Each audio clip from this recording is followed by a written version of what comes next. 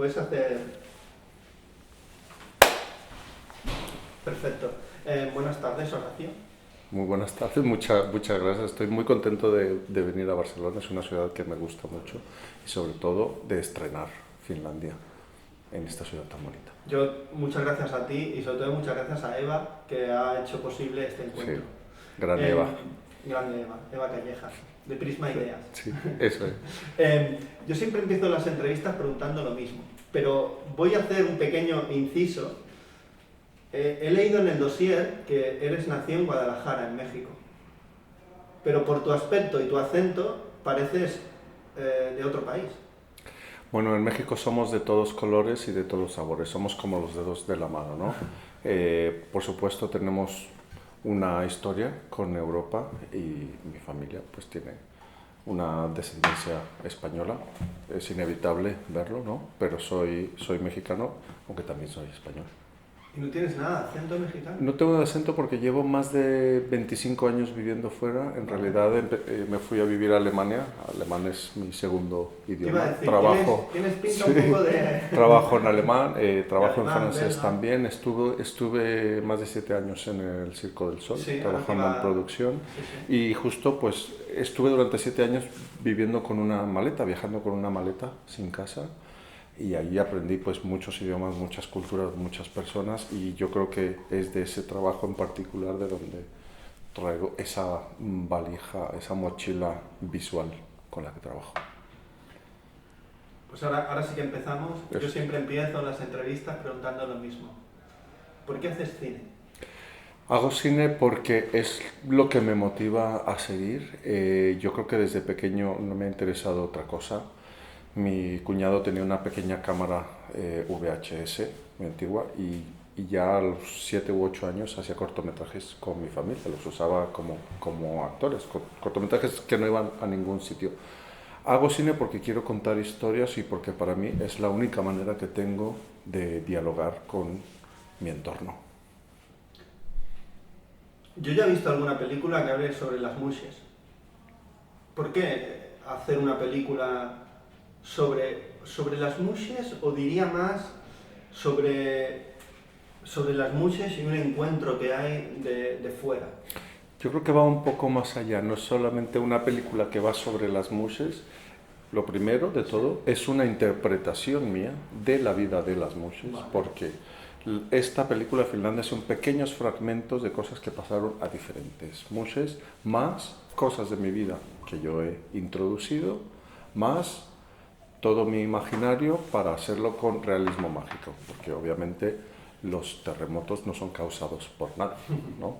Entonces yo creo que va un poquito más allá. Primero, Finlandia era una necesidad de contar la historia de las mushes, pero también de contar mis propias historias, porque lo que pasa a las mushes en esa película le puede pasar a cualquier otra persona. No necesitas ser mushe para tener una madre que no acepta lo que quieres y que te quiere obligar a ser sacerdote, o pues desgraciadamente la gente que tiene padres abusivos y gente mayor que está necesitada de cariño y se puede creer cualquier mentira piadosa, que es la historia de Delirio. Es interesante porque se habla de las mushes, una diseñadora de moda de éxito se encuentra con una de las mushes, sobre todo con una, y la película se llama Finlandia. Tú ves el cartel de tu película y ves el título y dices, bueno, ¿esto de qué va? Porque Finlandia, ¿qué tiene que ver con todo esto, no? Es interesante esa idea de Finlandia para mí como una especie de Ítaca, ¿no? Una especie de sueño perdido, ¿no? Casi. Finlandia es una especie de Nirvana, pero vamos a hablar primero del cartel. En el cartel vemos a un emperador azteca, a un Moctezuma, pero está maquillado y está llorando. Ese es un pequeño detalle que a lo mejor no se ha notado, pero eso es un representante azteca maquillado. Es como una diosa. Es como convertido en diosa. Es como un dios convertido en diosa o en esa transición. Un dios trans, ¿no? A lo mejor. Pongámoslo así. Pero digamos que es una analogía, ¿no? Sí. Y lo segundo, ¿por qué Finlandia? Yo creo que todos tenemos en la cabeza un Finlandia. ¿Por qué? Porque siempre que estamos en una mala situación, que tenemos penas, tristezas, siempre queremos ir a otro sitio emocionalmente, o queremos estar. Yo suelo decir, voy a ir a Timbuktu. Yo no sé dónde está Timbuktu, ni sé cómo es Timbuktu. Y otra persona lo dirá de otra manera. Finlandia en la película no es una nación, nunca mostramos la gente, no mostramos Helsinki. Vemos apenas tres pequeñas imágenes de campo abierto y con eso ya sabemos que estamos en el norte. Esas imágenes podrían haber sido de Suecia o de Canadá. No cambia nada. La idea es que Finlandia es una especie de nirvana. Hay que decirlo que las mushes no, en sí, en la realidad, no hablan de Finlandia como en esta situación, sino que esto es algo que yo me he inventado para dar pie a unir estos dos mundos, el mundo del frío, el mundo frío de Finlandia y ese colorido que hay en Oaxaca. La idea de ese encuentro entre Occidente y las muses que representa, para mí, esto es una invitación mía que yo hago después de ver tu película, de una forma tradicional, pero a la vez una forma moderna de expresarse a nivel de género, a nivel de identidad, ¿no?, propia. Pero ellas, o sea, las muses son para mí modernas en la diversidad de género, pero tienen una tradición muy arraigada, tanto en la ropa, en lo que visten, en la religión y en ese mundo espiritual tan profundo que tiene, porque la roca aquella a la que van a contar sus penas es una especie de muro de lamentaciones, como en lo que hacen los judíos, ¿no? O sea, es como... y donde la naturaleza, que para mí sería lo más ancestral del ser humano, y lo moderno, o que sería como la diversidad de género, ¿no? Que para romper tabús se mueven entre dos mundos y ellas se reconocen como un tercer género, ¿no? Ellas se reconocen como un tercer género y se mueven en más de dos mundos, ¿vale? Además de este mundo que tú has descrito, se mueven entre el mundo que las acepta, el mundo que las quiere, y el mundo que las rechaza en su propia comunidad. Las mushes solamente existen en esa comunidad, no es que estén en todo Oaxaca o en todo México. De hecho, es muy difícil verlas en otros sitios. Y ellas se mueven en este contexto de amor y odio, de aceptación. Imagínate una flor que sale en medio del desierto. Eso es una musha. Y es también interesante porque ellas son diferentes, son especiales, como hay un momento de la película que le dice la mushe más mayor, ¿no? Entre comillas, la finlandesa, ¿no? Como si dijéramos. Ella es la madre, un poco. Ella es la madre, es la encargada de ayudar a los demás a entender la musheidad, digamos. Es la que rompió, ¿no? Es la que rompió. Quizá no ha sido la primera, porque las mushes han existido. No sabemos, no te sé decir cuántos años, pero las mushes han existido antes. Pero digamos que ahora mismo en esa comunidad es la mushe más mayor. Y su trabajo como madre mushe es arropar a los jóvenes que empiezan a verse como mushes, que es el caso del personaje de Mariana. Pero en el fondo, lo que les ocurre es lo que nos ocurre a todos, ¿no? Como tú has explicado, y sobre todo en el tema sentimental. O sea, yo las veo y a mí me han pasado esas cosas, de sentirte rechazado, de no encontrar lo que buscas, de perder la ilusión con alguien, ¿no? Sí. Es todo esto, la película, da igual que sean mushes como que sean... Exactamente, son historias que nos pasan humanas, a todas, exactamente. Lo único que en este caso pues pasa de una manera especial porque ellas lo transmiten a la tierra a través de la cantera y la piedra cada vez les contesta. Y está muy bien porque en las fiestas que se ven en la película juegas también a eso, a esa idea de amor y odio, y de alegría y tristeza. Siempre, y a veces no sabes si es... Bueno, yo he tenido siempre la sensación que es agridulce. No sé cuándo están tristes o felices a veces. Hay a veces que es evidente, pero hay otras que no lo sé. Por ejemplo, hay una fiesta que es muy bonito, todo el comienzo que dice, vamos a una vela, ¿no? ¿Y una vela qué es? ¿No? Pues bueno, una vela en general en Oaxaca es una fiesta. Sí. Lo que pasa es que las mushes hacen en concreto una vela mushe cada año, donde viene muchísima gente, cada uno trae sus cervezas y es un momento de compartir con todo el mundo. Y entonces usan su traje de gala. Y nosotros representamos esa fiesta muy concreta, histórica, gente que va de todo el mundo a ver esa fiesta en Juchitán.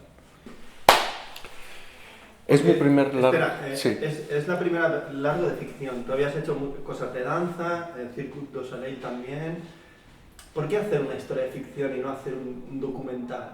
Porque ahí tenías las mushes, el material, todo. ¿Por qué ese encuentro? Porque yo a veces viendo tu película, a veces pienso también que es un documental. Es que en realidad es un Es documental. un híbrido, es un documental, no sé cómo llamarlo, pero a mí me encanta que en el cine haya muchos géneros y pasen muchas cosas. Sí, Y hay actores profesionales, no profesionales, naturales, de todo. por supuesto, como director me puedo dar la licencia de mezclarlo como me dé la gana, ¿no? Eso está claro. Es un documental y es necesario que sea un documental también porque tiene que quedar claro que las mushes existen. Si fuese puramente ficción, creeríamos que las mushes me las he inventado y eso no puede ser.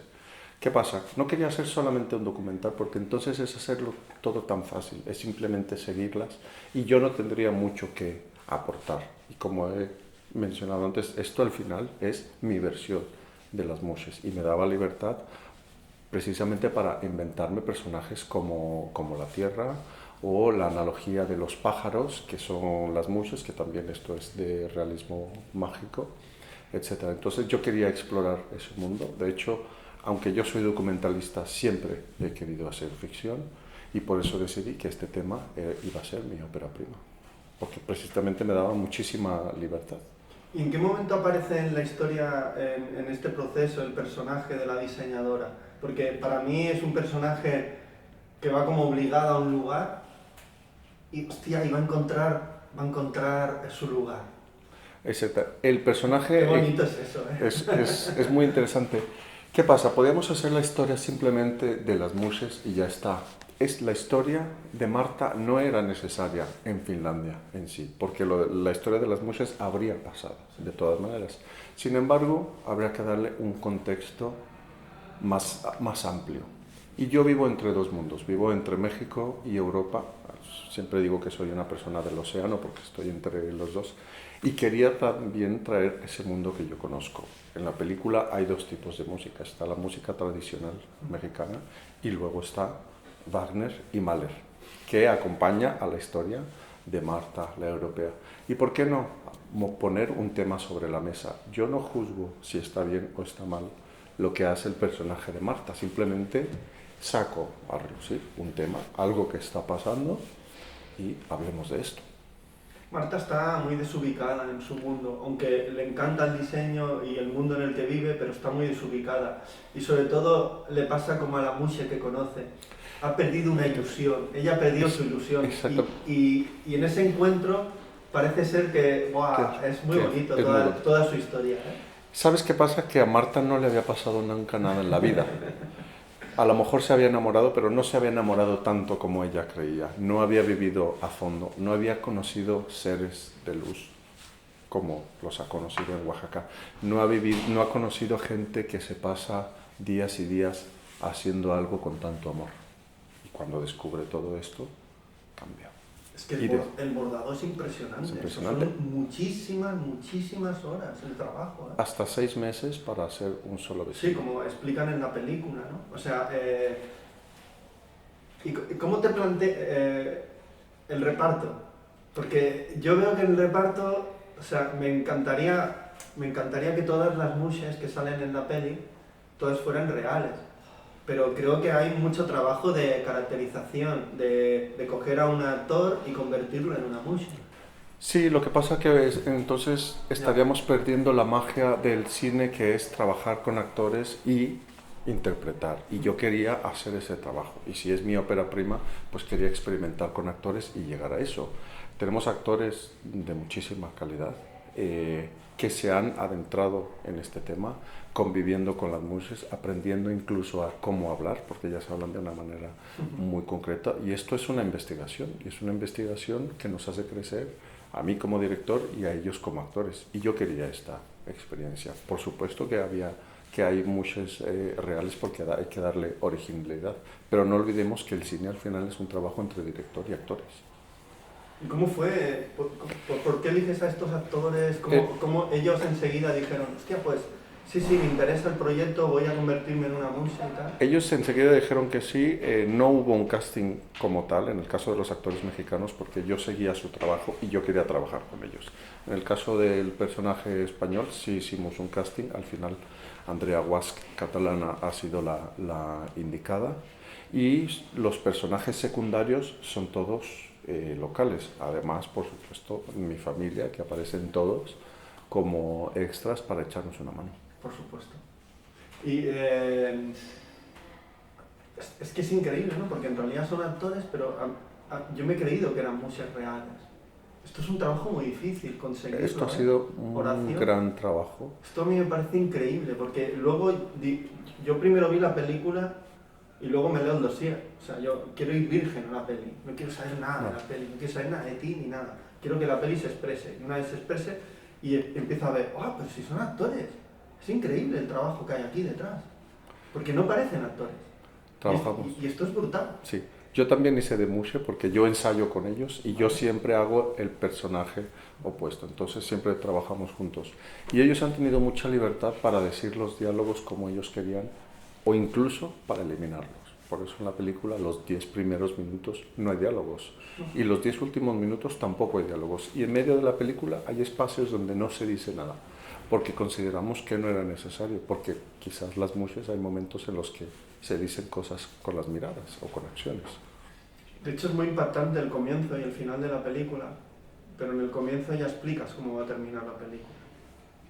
Y es muy impactante porque ahí juegas con el no sonido que digo yo, porque el sonido ambiente no lo escuchamos como unos ecos, pero el sonido ambiente no lo escuchamos, luego lo escuchamos al final, que eso está muy bien, que me guste que en el cine haya secuencias que reinterpreten otras que van a venir luego. Porque eso es como se consigue la unidad, la estructura y sobre todo la confusión al espectador, que sí siempre interesante en el cine, ¿no? Ah, pero entonces, esto, ay, ¿por qué ha ocurrido? Oh, eso era lo que quería al principio, quería un poco confundir al espectador de qué iba a pasar para que lo primero que haga es decir, vale, no tengo por qué pensar todo lo que va a venir, simplemente me voy a sentar y lo voy a disfrutar y lo voy a absorber y luego, por supuesto, viene un torrente de colores. De hecho es muy sutil a la forma de cerrar la película, que no vamos a desvelar nada en esta conversación, pero lo hacen muy sutilmente, con pinceladas, no siendo evidente, que eso también es interesante en el cine, para que el espectador ponga de su parte, sí, al esté final, atento, ¿no? Al final Finlandia son muchas capas y son muchas historias pequeñas. Si la ves una vez vas a captar una cosa, si la ves una segunda vez te vas a dar cuenta que a nivel de sonidos es otra historia, que a nivel de colores y de pequeños detalles lo que ellos hacen con sus manos, ellos están contando otras historias. Son muchas historias pequeñitas para formar la historia de una comunidad en concreto, porque al final no nos centramos en la historia de ninguna de ellas. Simplemente es la historia, digamos, de la comunidad y de la tierra que responde a esa comunidad. Y en un trocito de ellas, ¿no? Y a través del presente sabemos muchas cosas de su pasado. A veces se muestra el pasado, pero siempre como en plan fogonazo, ¿no? En plan un trocitito, ¿no?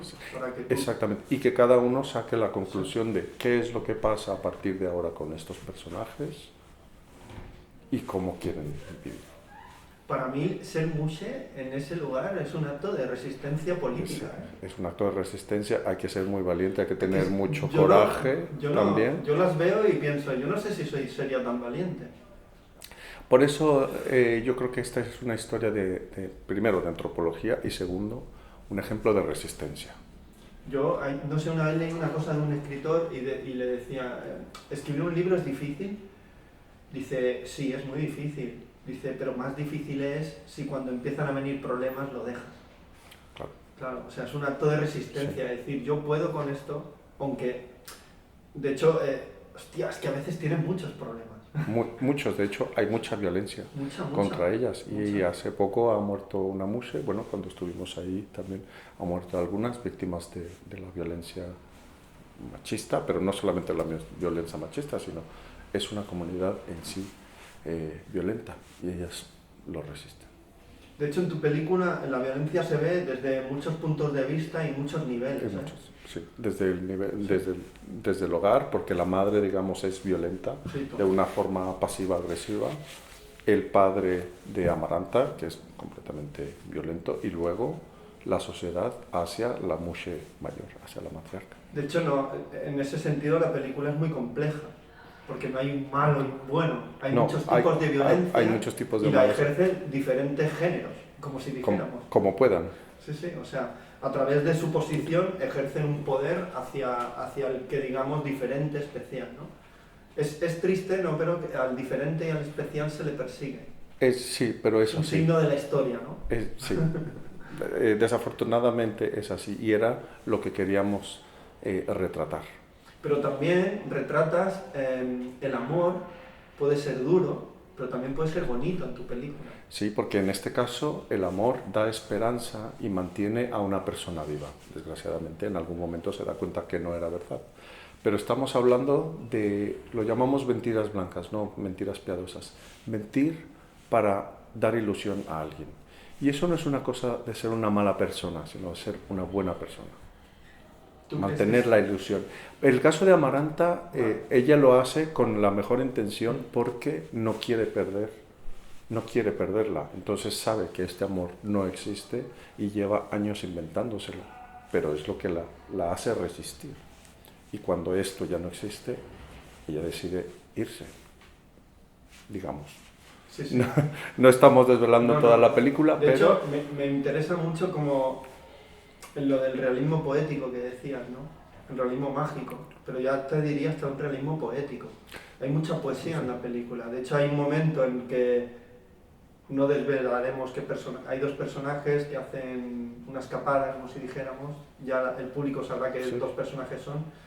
Y eso está súper bien filmado, ¿eh? Es súper bonito, es súper romántico. A mí me encantaría que me pasara algo así con alguien. Pero ¿sabes por qué? Y además filmado no de una manera sentimentaloide, sino, hostia, como poética, ¿no? O sea, como una luz.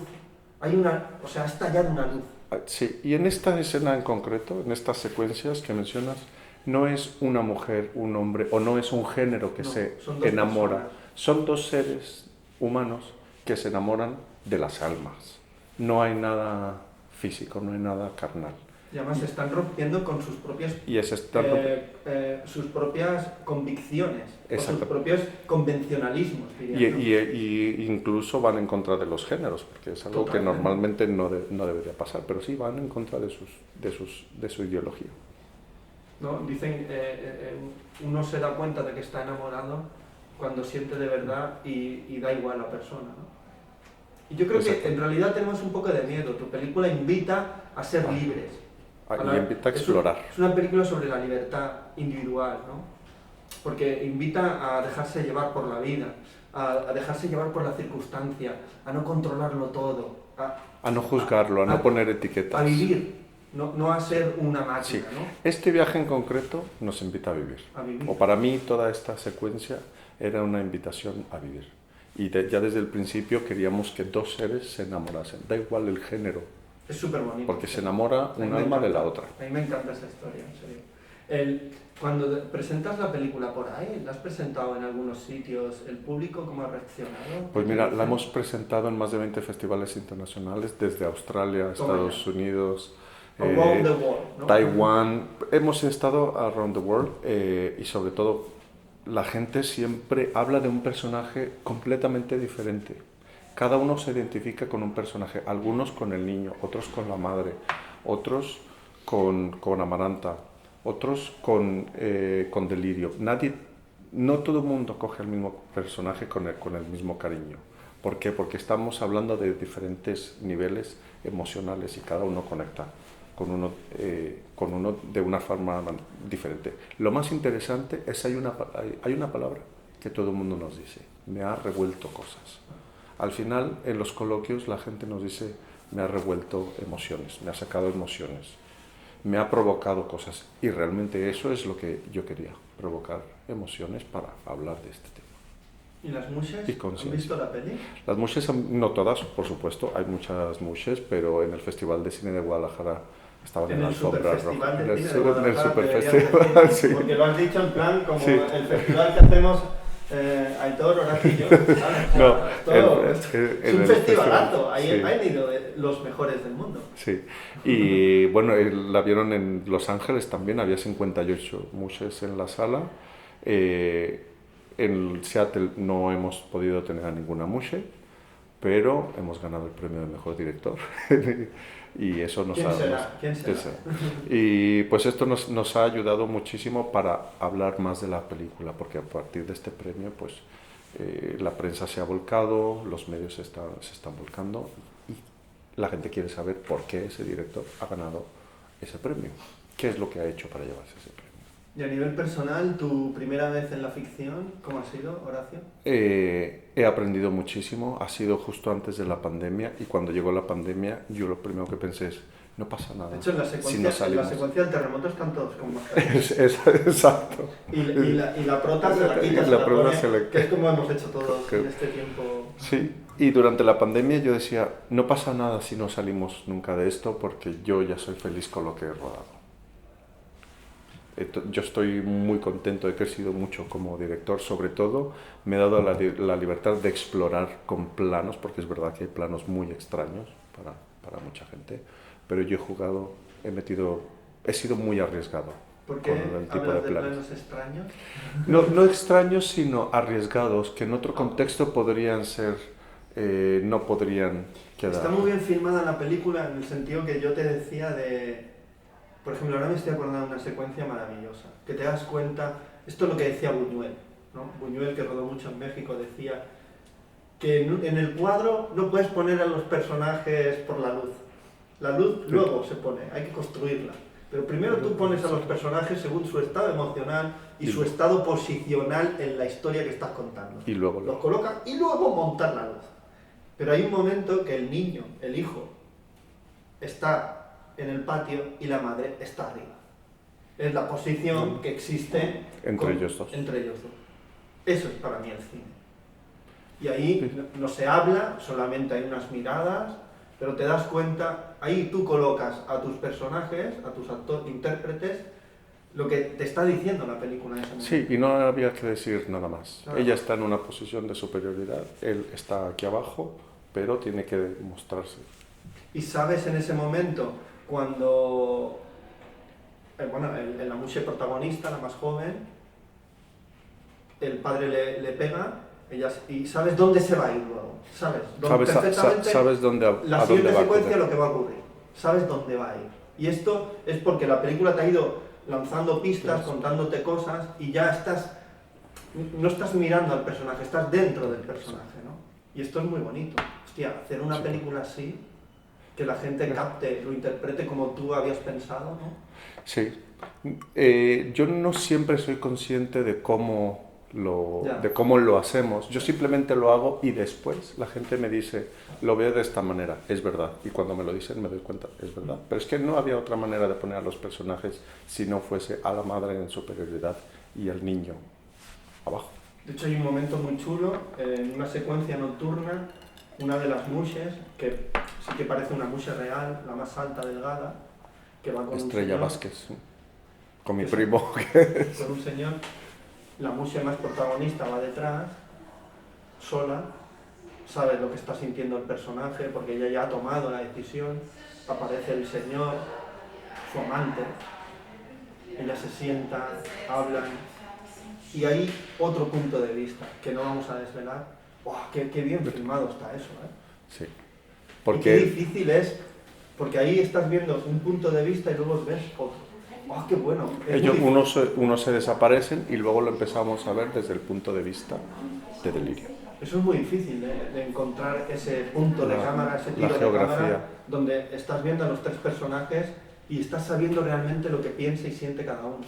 Sí, porque además en esa escena confluye todo, ¿no? Todo. Confluye todo lo que pasó en la noche, la fiesta, con la muerte de la madre, más lo que va a pasar, porque ahí empieza a tensarse todo. Y ahí se desvela todo lo que ha pasado. Hay una historia con el pajarito, que no desvelaremos qué pasa, que es lo mismo que sucedía aquí se llamó La Ley del Silencio, pero en inglés era On the Waterfront, de Elia Kazan con Marlon Brando, y el tema de los pájaros. Ellos son palomas. Luego después de la entrevista, y digo, guau, es lo mismo que ocurría. No sabía de este Sí, tema. lo mismo que ocurría.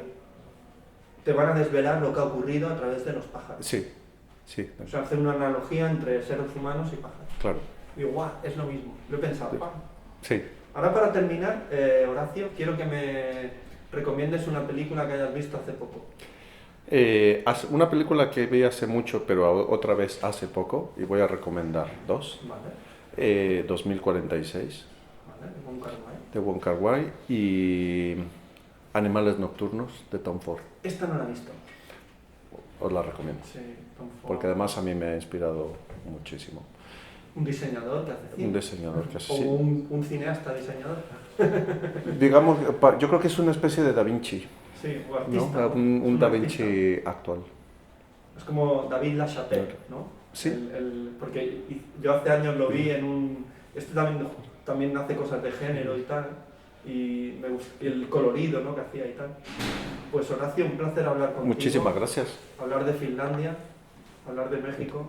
Y Europa. bueno, que no os la perdáis ahora que estamos en cines en los próximos días. Y yo siempre digo hasta la próxima película. Hasta la próxima película. Un placer.